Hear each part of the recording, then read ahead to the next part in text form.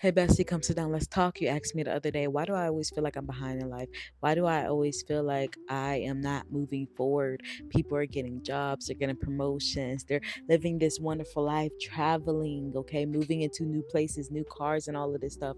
And I just can't seem to get there, especially when you see people that are your age. And so you're doing a comparison thing. You're like, wow, this person has a beautiful life and they're my age. How come I am not there yet? Well, I'm here to tell you that yes, comparison is the thief of joy, but it might not always be comparison that is keeping you trapped in this mindset. Hi, my name is Shanice. I am your internet healing bestie, here to teach you all things self love, self growth, mindset change, and healing overall, rooted in faith. If that is something that you're into, or if what I said in the past minute has resonated with you and you just always feel like you're behind, you feel like you're stuck, that you're not progressing despite you working so hard, go ahead and comment down below how you feel about the whole topic, because this is a safe place, and I promise everything that I am teaching y'all in my videos is stuff that I have learned from my past experience. I have actually lived out the things that I want to teach you to help reach your higher self, to help you grow in abundance and love and happiness, to help you find that healed version of yourself, okay? Because she is out there just waiting on you to open the door. So go ahead and comment down below how you feel, and comment that you are ready to stop feeling stuck. Let's go ahead and get into the video. Let's get into the first point, why that feeling shows up. Why do we feel this way? A big part of that is social media and comparison. As consumers, we have glorified aesthetics. Everybody needs to post a perfect picture so they can get a lot of likes. Nobody really likes to share the negative. Nobody really shares how they got to a certain point in their life.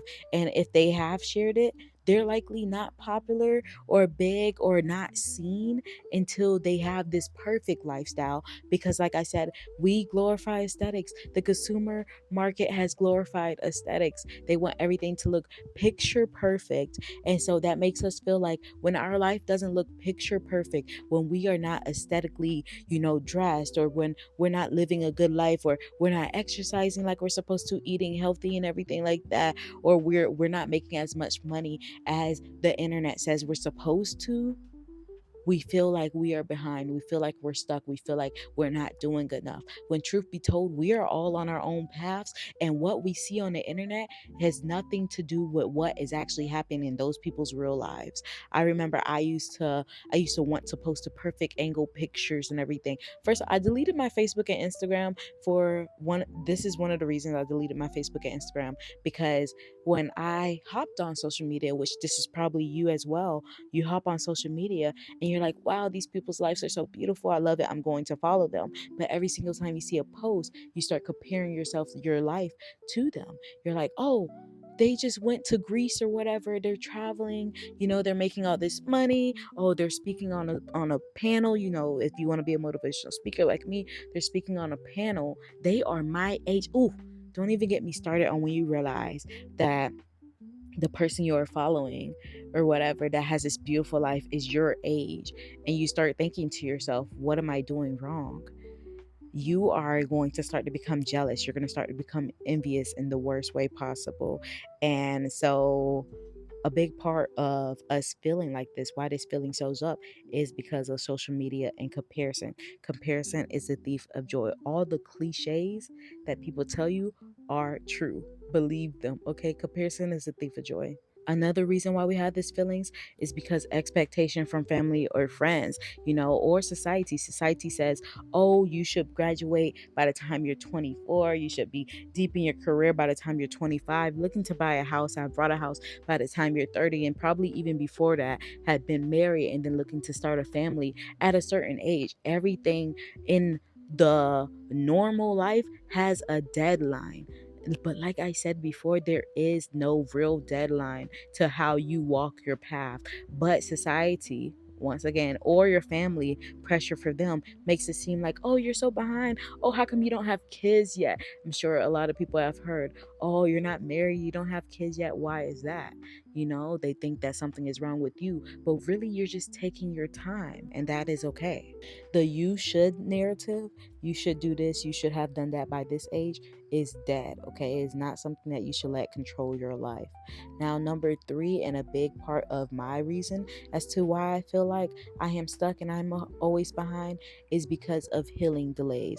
There aren't really delays, they're actually preparing you for something better. They're preparing you to walk the walk with confidence and courage, and you're being able to persevere through a lot of the hardship that will come with getting the life that you deserve. So, healing delays, the trauma, the setbacks, or being in survival mode can make your path look slower, but it's not wasted time. It is actually very much needed. And people who don't go through healing, they do not have a strong foundation like we may think, like we may see, like the image that they put on the internet. It looks like they have it all together.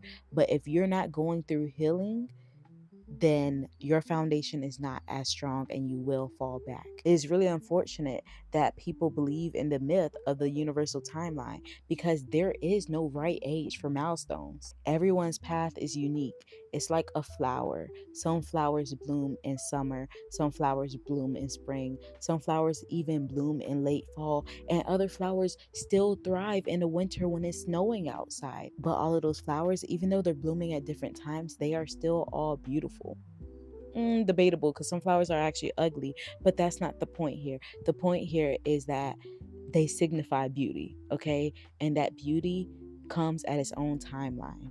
Some people are rushing to just feel like they're enough to seek that outside validation, while you are taking a more slower and healthier path. Fast doesn't always mean fulfilled, and slow doesn't always mean you're stuck.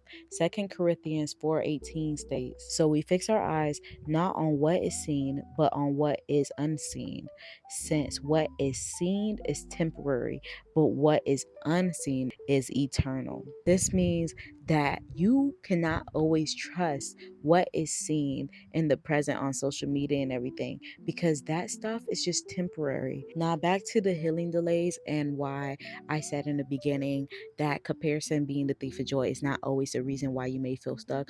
It is because of trauma.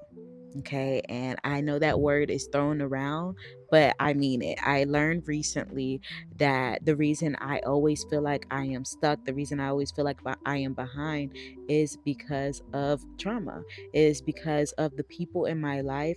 Like, so I have such a big vision for myself that the people in my life aren't doing what I want to do. And matter of fact, they're doing quite the opposite.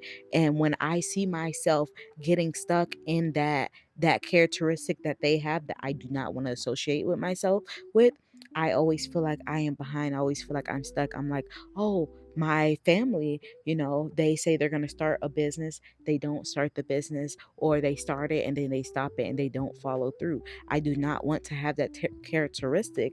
But when I have such big ideas and I start something but I don't follow through, I feel like I'm stuck behind. I feel like I'm stuck in life. Then I start thinking unconsciously, honestly, because I didn't even realize this until recently, like I said, that I feel like I am behind because I am trying to stray so far away from the people in my life that have not had any success, that have been stuck in life, that have actually been stuck in life and have not reached anything, and they're way older than me. So a lot of us feeling behind and stuck is because of trauma, because we need to get out that belief, get the beliefs out our head that we are like our family. You do not have to choose to have any of that characteristics define you. You don't have to choose that. And the moment you decide that, hey, I'm not going to let this define me, you have to stop letting your traumas and the characteristics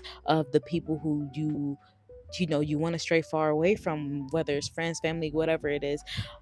You got to stop letting it define you. Okay, you got to take that belief out your head that you are going to get in a better place in life than they were at your age now. That is a big reason for me. And like I said, trauma is a buzzword. I do not like throwing the word trauma around. I just don't know the actual word for it.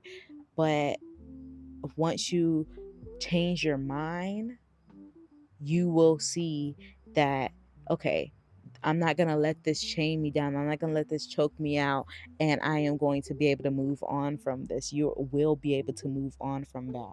Romans 12:2 says, "Do not conform to the patterns of this world, but be transformed by the renewing of your mind. Then you will be able to test and approve what God's will is, his good, pleasing, and perfect will."